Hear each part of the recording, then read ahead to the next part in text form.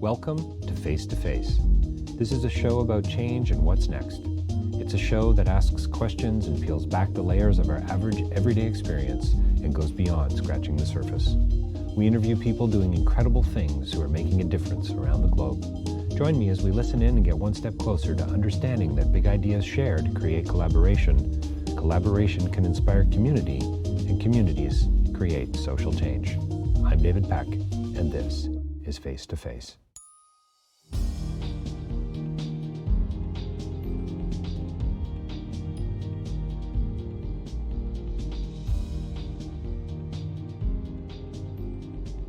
Well, welcome to another edition of Face to Face. We have a returning guest on the show here with us today. We have writer, director, producer, creator, artist, novelist, Ann Shin is here with us today. She's been on the show several times before, and always such a pleasure to have her on, as it was this time around for, I think, interview, 500 and I'm going to guess 558. We talk a lot about her new film, Artificial Immortality, which is having its world premiere at Hot Docs, but more importantly, its opening night. Deepak Chopra is going to be there. We talk about Deepak in the interview because he makes an appearance in the film, and you're going to want to see why. It's really interesting in Ann's new film.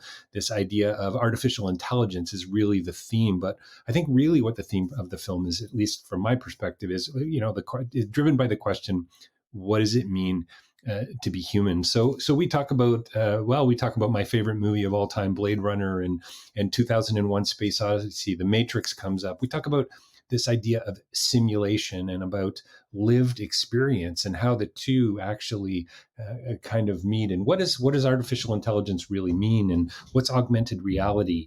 And we got into things about conversations about memories and what does it actually mean, as I said earlier, to be human, and how are we actually driven to interact with others? Can robots actually mimic this? Can they recreate it? How can we use artificial intelligence in the future in a responsible, important, and meaningful way? So we talk about science fiction versus science fact, and travels kind of the globe to talk with experts and in artificial intelligence some are advocates and activists almost, and some who are kind of pushing back against it. And so we talk about how humans are prone to confabulation. That's a quote from one of the experts that Anne interviews in the film. We head to the Church of Perpetual Life. You're going to want to check that out as well. So I'm hoping I've piqued your interest. And also we talk at the beginning of the interview about Anne's new novel, The Last Exiles. You're going to want to look into that as well. But for sure, stay tuned for engaging, fascinating, fun interview with Ann Shin, director of Artificial Immortality. Hot Docs happening April 29th in the not so distant future. You'll be able to see the film for the 12 days. And my understanding is the film's going to do a bit of a festival run, and then I'm sure is going to be on demand somewhere online. So stay tuned. And don't forget, davidpecklive.com for more information about my writing, my speaking, the work I'm doing as a facilitator and through live events now. It's growing and it's kind of exciting. Please, if you're enjoying what we're doing here on Face to Face, leave us a review on iTunes. I'd greatly appreciate that. Sign up for the newsletter on facetofacelive.ca and share widely. A little bit of digital noise goes a long way, but please do leave us a review on Spotify or iTunes or wherever you can. We would certainly appreciate that. Coming right up, Ann Shin talking about her important, interesting, and fun new film. I learned so much and had such a great time. Her new film, Artificial Immortality, coming right up. Well, welcome to Face to Face. We are joined by a special guest, but a returning special guest, a very special guest who's been on the show several times before, I think. And Ann Shin is here with us today to talk about her new film, premiering at the Hot Docs Film Festival, Artificial Immortality. Ann, thank you for joining us today. Oh, it's great to be talking to you again, David. Thanks for having me on. So you're not calling in from anywhere sort of exotic, are you? No, from my living room in Toronto, in Toronto, where I spend a lot of my time. these I, days, as do yeah, many of us in lockdown. Yeah.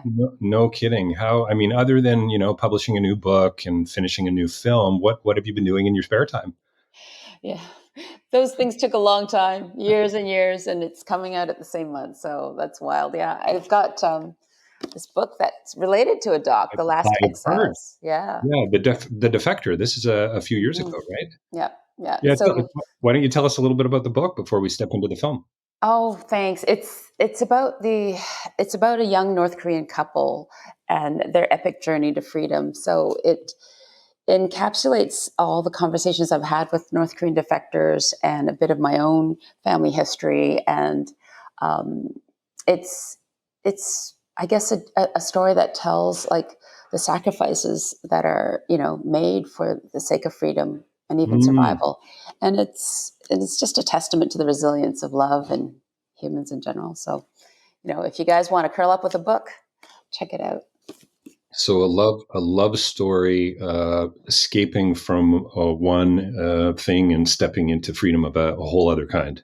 Yeah, Yeah, the escape from North Korea is something that a lot of people have been attempting, sure. and a lot of them end up in hiding in China or in other countries as they look for a safe asylum. So this book follows a couple as they end up like in the underground in China, encountering snakeheads and other gang leaders as they try to find their way to safety. And there's issues like the human trafficking that arise, Right. and other human rights issues that are woven into their story. But it's really about Suja, who's a young woman from the North Korean upper class. A lot of people don't realize there's an upper class in North Korea, Mhm. and Jin, who's from a rural part Right. of Korea. And so it shows both sides of North Korea today. And I'm hoping a universal story about, Mhm. the price of freedom, but also like the rewards of just resilience and Yeah, it's great. love. What a beautiful. It sounds like a beautiful story, and I would imagine the relationship itself creates some grief as well within the context and the confines of North Korea, becoming coming from two pretty Yeah. ends of the spectrum, right? From a Yeah. class perspective. Yeah. Fascinating. And you know what? It's really interesting, I think, segue into the film as well. And by the way, congratulations on the film and on the book. I can't wait to get a copy of the book. Any free copies coming my way, Anne, by any chance? Yes, I can get you one. Yes, I'll sign it. Yeah. It's just wondering, Let's let's meet for a walk and I'll There give you it to go. you. I Yeah. like that. That sounds like a great idea. So, but I find it really interesting, and I had the pleasure of interviewing Werner Herzog this year for his new film, and he, I'm pretty sure, has said somewhere along the line, as a documentarian, he's not that concerned about whether or not what he's shooting or what he's representing on film is true, in the sense of it being, you know, factual, I guess. And we don't want to wax too poetic or philosophical here, perhaps, for most of our listeners, but I do find it interesting that a documentarian, someone who's a journalist who wants to tell the true story, writing this piece of fiction, right? Can you talk a little bit about that as we move our way into artificial immortality? By the way, I love that film as well. Oh, So, yeah, great. thanks for that. Yeah. I think that when like what fiction does really well is get at universal truths. And that's what I wanted to try and do with this book, which I mean, with the documentary, we follow actual stories, and people can resonate with the characters in the documentary. But this book, it's a much more deeper kind of personal story, and we can shape the journey to kind of reflect the message of what I'm hoping people will take away from the book. Yeah. And it's an alchemy of my own experiences. I've come from Korean immigrant parents, and they left Korea when it was still struggling. When North and South Korea were still struggling. A lot of people don't realize that North and South were actually one country until the Korean War, and they got divided. And so a lot of the heartbreak involved in that division of that country, and often many families, including mine for some years, is some of the thing that's encapsulated in this book here. Yeah, it's amazing. I love the universal truths comment, and I mean, let's be honest. I would imagine more people are reading fiction than watching documentary film, right? So I don't we know. I mean, maybe not, maybe not, yeah. maybe they're both as popular. But I wonder. I mean, it's a whole other audience, right? Yes. Yeah. It's a Yeah. whole other audience, and Yeah. I wonder too, to some It's a degree. storytelling impulse, I think, Yeah, it's So good. yeah. I love that. That's a great phrase. I loved your phrase, alchemy of experience, too. Well, tell me about that experience. So, how did that get you into becoming the keeper of the family memories, uh, Right.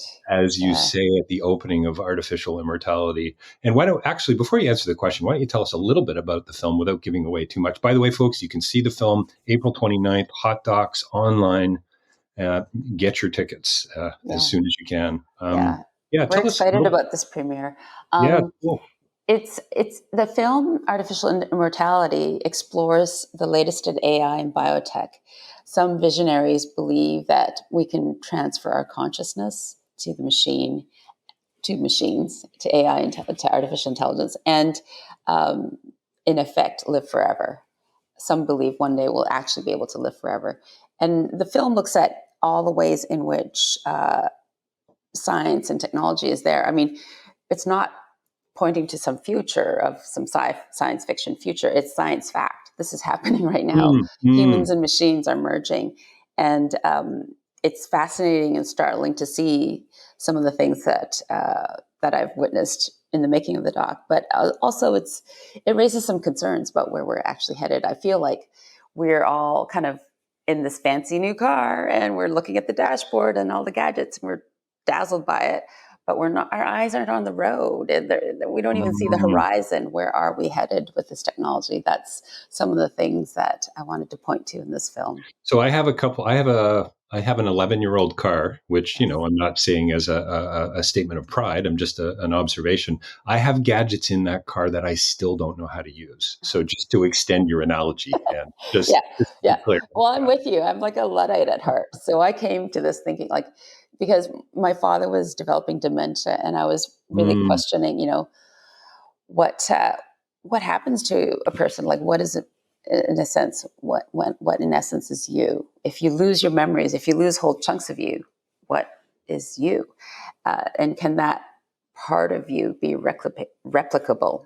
And a transhumanist friend of mine was the one that said yes, and that's got what set me on this journey here, um, exploring all the latest in AI and biotech. yeah, it's really fascinating. And one of my favorite films. I've got the poster framed in our basement. Blade Runner. I just was thrilled to see the scene with Rutger Hauer and of course Deckard, Harrison Ford's character. One of the most beautiful transcendent moments for me Yeah, in film yeah, history, yeah. coming from a robot. I I mean, know. what a beautiful sort of poetic place to Yeah. potentially be at. And I love that moment. Yeah, oh where he's like, all these moments lost in time, like tears in rain. yeah, Rutger yeah. Hauer, Yeah. yeah, And it's great. how about a robot? A robot saying, "I've seen things you people wouldn't believe." Yes, yeah, yeah, That's that. exactly. It's Like I know amazing. see, I'm a robot, but you know what? I understand mystery. I understand wonder. Right? It goes and I'm just gonna do a little shout out. You've got such a beautiful ending to the film, and you talk about these fragile moments. Aren't they those things that Rutger Hauer's character sees? Those things Yes. that you people wouldn't believe, right? All around us. The what so many people or would even philosophers would refer to as the average and the everyday, Yeah.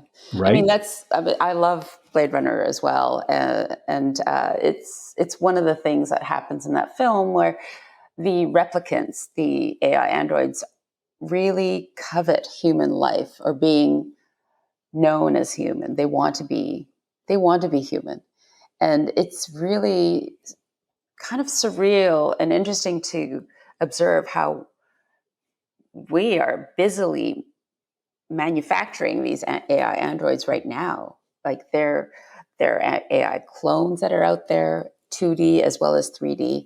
And after this year of the pandemic, when all of us have spent most of our social lives online, like we're so used to interacting in the digital realm and playing our lives out in the digital realm that the demand and the interest in these AI clones and these AI versions of ourselves is really high.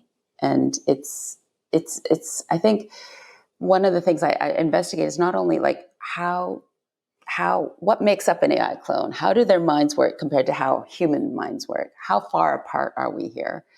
And also, though, the AI technology that's being developed, who has the data, like who owns the rights to that data? And now we're talking about power. Yeah, and also the ramifications, like who are the power brokers developing AI to what ends? Ben Goertzel, who is a preeminent thinker in AI, and he was the founder of SingularityNet.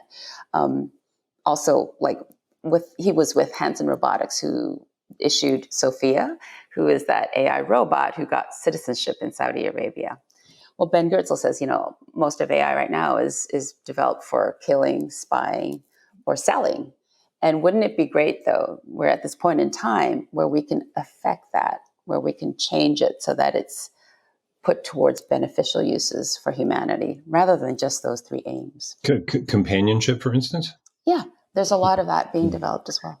And do you really believe that what's the line that Gabriel said that memories, or no, that the soul, I mean, of course you got to presuppose a soul, but is the soul data?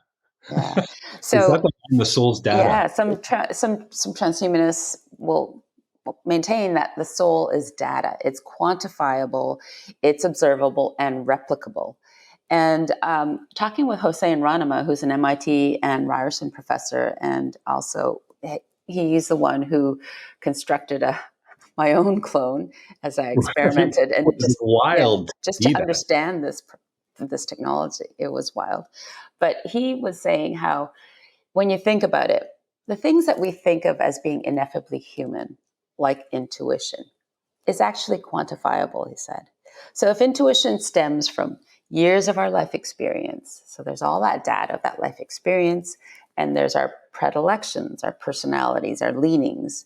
And if that all becomes what feeds into an intuitive observation or a snap judgment, he says that sort of thing is replicable. So it was interesting for me to, consider that. But then, Deepak Chopra, who I also, sat down with and who's got a digital clone of himself Which too. is, I got to say, that was AI clone. one of the most surreal moments for me in the film. Yeah, were those Deepak moments. Yeah. Yes. I mean, he and others will say there's a real difference here between information and knowledge, right? There's data and information, but there's knowledge, the way we integrate that information in our brains. And, a neuroscientist I spoke with, Dr. Taufik Valiente, was saying, like, humans have embodied cognition. Our knowledge is embodied. And what I learned is that, like, every time you and I have a memory, it's not like we're retrieving a file and just playing it again. It's like, we're not going into our hard drive and getting that file. We are reconnecting the synapses to create that memory again. Each time we remember something, we're recreating it. So it's a creative process that's part of, it's an embodied process. I think it's so many places I want to go with this, but I mean, it's beautiful too. And sorry to I'm not going to apologize. Coming back to Blade Runner here, there's that beautiful scene with the photos, I believe, and Rachel's playing the piano.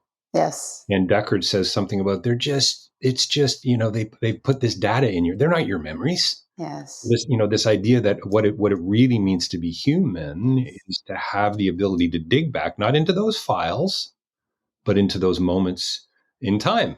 That'll be lost like tears in the rain, right? So it's just, it's beautiful. And I think there's a real, I mean, talk about opportunity with AI, but the danger sort of lurks, doesn't it? I mean, what does Dr. Valente say? He says that we're prone to confabulation. Yes. Yeah, Yeah. which is a great Exactly. line. Yeah. Yeah. I mean, that's very human. And, that's not what, AI does when it's retrieving data. But our tendencies to confabulate or to have predilections or biases are built into how we are shaping AI. And that's a concern because, the way the processing power of AI just exponentially amplifies whatever biases we program into it. And that's So very what does that, concerning. what does that do? Verhoeven asks the question in RoboCop, what does it do for policing, right? Right. Yeah. Do you have an unbiased police officer then? If you've got a robot, if you have AI tech, are we going to be worrying about the discrimination? Another case, I don't know if you've seen, but this morning on CBC homepage, a new report coming out about discrimination again, at Hmm. 900 pages, Anne. Yeah. So the implications are pretty significant. Yeah, it's not just policing. It's, whether you qualify for an insurance policy or a loan, or whether you get chosen for this job or not. I mean, Westworld explores it too in season 3, where, the main character, one of the fellow, he's there is an AI kind of supercomputer, an artificial general intelligent computer that has, seen his psychological kind of predilections and his past behavior and projected that he's going to commit suicide. And so this fellow can't get any jobs because that data is part of what employers have. And so these are some scenarios that are really worth pondering and considering. In addition, how are we going to employ this AI? Who are the power brokers, governments and companies that are developing AI? Before I The other, developed before I developed a love for film and storytelling at a pretty young age, my brother, interestingly and ironically, took me to see 2001 at the old Eglinton. oh, I would have to go back. I bet I was 12, wow. 12 or Yes. 15, way too young for Yes. the film. Yeah. But yeah, and you have it in the film. I mean, Open the Pod Bay Doors, Hal. I mean, is Yes. probably one of the most fascinating moments. And then the Yes. response, I mean, incredibly creepy. It Yeah. really stuck with me as a Yeah. kid. And clearly the experience of the film and all the places that it went and so on. And that in itself is a conversation. Yeah. Could a robot experience a Kubrick film in the same way that a human does? I mean, that's an interesting kind of a question. That is. But Yeah. I mean, you bring up a great moment where it really speaks to the heart of what we fear about yes, AI, which yeah, is, that's what I, yeah, can it go rogue, right? right. Because in that scene, that supercomputer Hal is not letting the astronaut back in to the spaceship. He wants him to die because the human is starting to jeopardize the mission that the AI computer was programmed for. So these are unforeseen circumstances that that could arise, and that's So as you're in the editing room, the film's coming to a close. You probably had some deadlines with Hot Docs looming. By the way, world premiere, right? yes, it's the world And premiere. world premiere, and you're opening the festival as well. Yeah, yeah, Yes. and Deepak Chopra will be there for the panel discussion as well as digital Deepak. Oh, that's So you can, awesome. yeah. Oh, that's fantastic. That's really great. Do you come away hopeful? Are you optimistic about tech? Or would you say you're more of a critic now than you were before you stepped? It was funny as the credits were rolling on the film. I kind of wondered, okay, so is the title a question, or is it kind of a sarcastic, tongue-in-cheek like statement on your part? Like Yeah. artificial immortality. Are you kidding me? Or is it more of a hopeful, optimistic place that you're at? I think I end up at a hopeful, optimistic place, and I'll explain why. But the title is more about the allure of AI. I Mm, think AI has always had this kind of allure that people just want to wholesale just support or get into or are intrigued by. But there are many things to be concerned about, some of which we've already talked about. Another thing is just the sheer carbon footprint of AI. We all think about mm, computing happening in the cloud somewhere, but the clouds really are supercomputer like silos and buildings and warehouses full of these supercomputers that have to process all this data. And that takes up a lot of energy. of course. So, Yeah, every what time you search on Google, you're using energy. Yeah. Yep.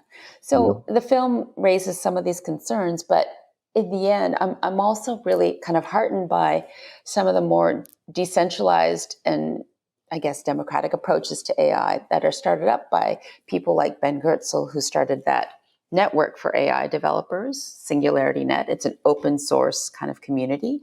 And Hossein Ranama, who's from Flybits, and he's developing this kind of decentralized interface for just users to have AI avatars and ways to interact. and their data is encrypted and it's not owned by the company. So there are new ways to think about how our data is protected and how we can assume our own ownership and do what we wish with it. Moments before our interview, and someday my kids and their kids will laugh at this comment I'm about to make, but I had a text from some bot, I guess, saying that my credit card had been compromised, and it spelled a word wrong. Ah, And so you go, okay, probably not real, but yeah, maybe. yeah. And so I just laughed. I deleted it and I blocked the number. And I kind of went, isn't it interesting? I mean, this is a little bit of that, the privacy, the power, all about sales. How do we protect ourselves in a world where machines are running it? I mean, isn't that the question of the Matrix, frankly? You must have been thinking about the Matrix while you were making this film quite a bit. Oh, I was thinking about the Black Mirror, Yeah, Matrix, yeah, yeah, Upload. We spoke with yeah. some of the writers from Upload, Greg Oh, that's Daniels' amazing. series. Yeah. And then, Have you heard of any chance you've heard of the French philosopher Jean Baudrillard? oh, yes. Yes. Baudrillard, Yeah. yeah. Yeah. Simulacra. Simulacra. Yes. I read Yes. Simulations in 92 and I kind of went, what did I just read? Like, this is madness. Yeah. And then I went back to it several years later and just started to see this notion of hyperreality. And I mean, that really plays out in the Matrix and in many other ways too. I can hear Morpheus saying something about my residual self right now. I can hear that in the Yeah. background. Well, it's good to hear that you're hopeful. I mean, I'm thrilled about that because you must have done quite a deep dive. I loved your facial expression too, by the way, when Deepak, I think, started to talk to you. You asked the question, how is Deepak different, or digital Deepak different from Siri? And I thought your facial expression there was hilarious. Yes. And my Yeah. thought was, could a robot recreate that? Yes, All right. you know what I mean? Just Yeah. and I think was it Dr. Valente who talks about that that embodiment, I guess, right? Mm-hmm. And Mm-hmm. maybe eventually they can. I mean, you bring Japan into it as well, and this Mm-hmm. this this fascination between the ancient and the futuristic, Mm-hmm. and some of that tech you show in the film, man, it's kind of scary Yeah. how real it is. Yeah. I think most of the scientists see AI as an accessory to human intelligence, something that we can work See, with. that's great. Yeah. That's Yeah. helpful to hear that. Yeah. Yeah. Um, but even that being said, the Luddite side of me is, questioning like exactly how this is deployed and, who develops and who has access to it. Um, and I think, it was really interesting talking to Deepak Chopra because he and I meditated for a while too. And I just wondered, why would a guru who's like known for how to be present and, leading people in that way, why would he have an AI clone of himself?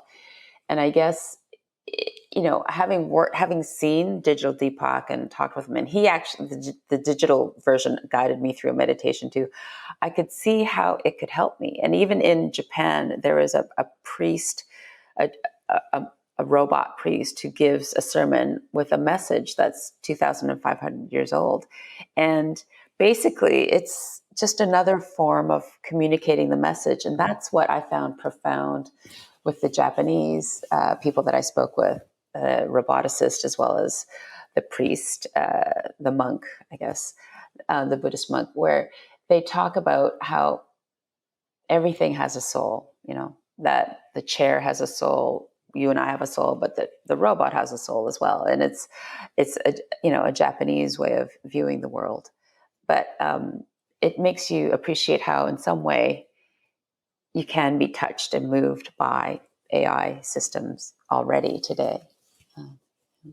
So now I went for a walk with Elizabeth and dog walk in the evening after watching your film, and we had a pretty good chat about what are we going to leave, And I'm in the middle of revisiting my will and writing a letter to my kids, and just sort of reflecting on some of that stuff. Now that you have a digital and Shin, are you going to be? I don't know, like why not just make a video? You Yeah, know, yeah, like yeah. why not just record a video and say, hey guys, I Yeah, want to tell you some stories, read you a poem that I wrote, and I love you dearly and don't ever forget it. You know what I because mean? times are changing, you know? There you go. Yeah, 150 years ago, people would have been like, why not just write a letter? Well, because you can do a video. And that's right. now there are Right. AI Yeah, avatars and clones that can be developed. And so it's, I guess, in that way, it's definitely just another way of, representing ourselves.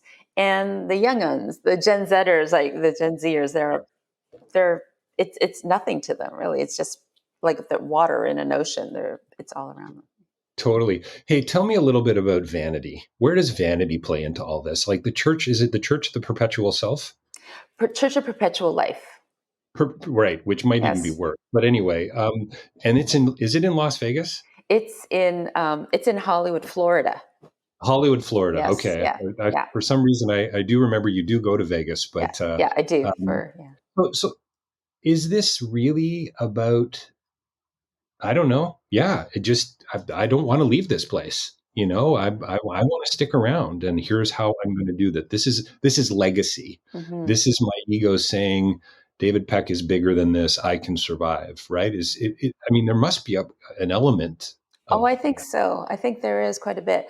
I mean, uh, like Richard Branson has an AI avatar. Like people, and it's been longevity and the idea of immortality has been something that has captivated a certain part of Silicon Valley, like all the tech kind of millionaires and billionaires who have most of life's like there's no other problem that they really have to solve in life except for the problem of death. And so right, yeah. right. So their attention has been turned to it. And it's interesting to know how, you know, over 100 years ago, religion was the answer to the problem of death. But now people are looking to technology for those same answers. Didn't you have somebody? Is it Ben Gertzel who says that the technology is better than most religions so far, or something along those lines? Yeah, he was saying that if you think about it, um, the development of AI and also the development of religions are perhaps motivated by the same impulse. Like we're interested in creation. And with AI, we're creating ourselves. But the impulse is also to like overcome death in some way, right? Or to understand or to solve the problem of death. But that he says, if you think about all the religious wars of the past and what religions have done in society, he believes that technology might be a better solution. I don't know. There's a lot of risks and dangers to technology too, and he talks about it, including Nick Bostrom, the author of Superintelligence. He talks about those dangers as well. Elon Musk has talked about those dangers. We're all highly I aware guess of it it. makes me wonder, and listen, we're probably coming close to the end of this talk, and I could chat with you for the rest of the day on this. I'm not sure we'd get a lot of digital traction online with a 9-hour podcast interview, though, and I'm not Yeah. sure that would go too far. But listen, so many places to go with this, the notion of death, and so on. But if the people, if those who are creating these robots, this AI, have the propensity to, the emotions, the lack of control, the inability to reason. I mean, all these things that we fail at. I mean, humans are wonderful and beautiful, and Mm-hmm. and everything about us is so good and beautiful and true, and yet we've done so much damage to each Yes. other and to the Yes. planet. And Yeah. you don't have to look too far back in history, right? In the past 100 years Mm-hmm. or less, So yeah, I just wonder about that. If we, but maybe AI becomes so smart, it reprograms itself or something. AI iterates on itself. I mean, there's Yeah, a yeah, moment in the yeah. film we listen to Facebook chatbots speaking to one That's another right. in Yes, their own coded language. So they took the human language that they learned and they took it to a place like the developers had no idea that was going to happen and they couldn't understand what was going on. But they maximized the language for their task, which was to negotiate in Facebook marketplace. So that's just an example of AI in the form of chatbots taking things to a place that we hadn't foreseen. But with much more powerful AI systems, they are iterating upon themselves in ways that the developers do not understand. Yeah. Do they just become ultimately versions of the worst types of, ourselves? Ultimately, Yeah, that's the sin. Right? That's that's the what we sin. have to really be cautious of, Yeah. and really How do you put in program? the yeah Yeah. put How in do the you stock program them images. not to be dysfunctional? Right. Yeah. Yeah. Yeah. How do you program an AI robot to love and only love? At the risk of sounding a little bit corny. Yeah. Hey, so just as we wrap up, so do you prefer making films or writing fiction? Can you scale them in any way? I guess I started out as a writer. As a kid, I was writing. My first poem was published when I was 9 in the Langley Advance, a Oh, that's awesome! newspaper, yeah, in Wow, the small that's town. pretty cool. And You still have a it's copy of that? I don't, yeah, Oh, come on! no, It's not I framed know. somewhere in your office or something. No, I should try and find it. You should try to Um, track it. That's yeah, cool. but so that's my first impulse. But documentaries are just a wonderful way to really explore what's happening in the world right now and to be involved. And so it's a different muscle and a different impulse, a slightly different impulse. Yeah, I would imagine. Well, that's a nice way to segue into The Last Exiles is available now, right? Yes, Amazon yeah, chapters, different places. yeah, on all small bookstores as well. Yeah, and congrats on that. And honestly, Anne, I think I've said this before, and maybe that's why we continue to find ourselves together on Face to Face. But I could do a part 2 on this tomorrow morning. I mean, there's just so much here in this film, and I loved it. It's thoughtful, it's fun, it kind of scares the heck out of you as well, and it's really quite funny in Yeah. parts, and Great. and it's really really beautiful how you, I think how you really you just brought the universal right into your family. Oh, I think that great. was a great choice, and I was so glad to see your dad. And what a beautiful way too, how you end the film with those fragile moments, but also through music. Right. And Yeah. for me, it just raised another big question. Is this ever going to be possible to get here? Yeah. Yeah. Yeah. The final scene with my father Oh, is worth the just price of one admission, folks. example. Oh, thanks. It's Yeah, just one example of just, what it all boils down to. And well, what does it really mean to be human, Anne? Right? yes. Yeah. Yeah. Yeah. Yeah, yeah. What And a you beautiful. get, Yeah, go go on. ahead. No, sorry, go on. Oh, I was just going to say, like I said, worth the price of admission. You got to get tickets as soon as you can. Great. Yeah. Not It'll be viewable from April 29th for the duration of Hot Docs, which I think is 12 days long. But fantastic, on the opening night, there'll be a Q&A, and I'll be there, Deepak exciting. Chopra and And others. Yeah. are you hoping to do a festival tour, or is it going to go? Have you got a deal yet? Yes, it's been submitted to other festivals, and Right. there is another announcement coming soon. No, that's I'll excellent. tell Well, you about it. yeah, yeah. No, that's fantastic. Well, listen, what a pleasure having you on today. We've been talking with Anne Shin. Get a copy of her book, The Last Exiles. It's just out. Artificial Immortality's opening Hot Docs world premiere. You've got to see this film for so many reasons. And thanks for for joining me today on Face Thanks. to Face. It was great talking with you. Real pleasure having you here.